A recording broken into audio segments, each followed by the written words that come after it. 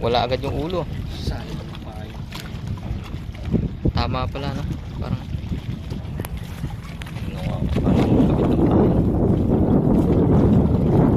swerte na may alimango ng hipon pa. Ang daming alimango dito. Tapos kon lang. Alimango lang kaka. Sa bundok na. Pag wala na yun, pag wala na yung ulo, Buwan na. tatapo mo Pwede rin ipain mamaya.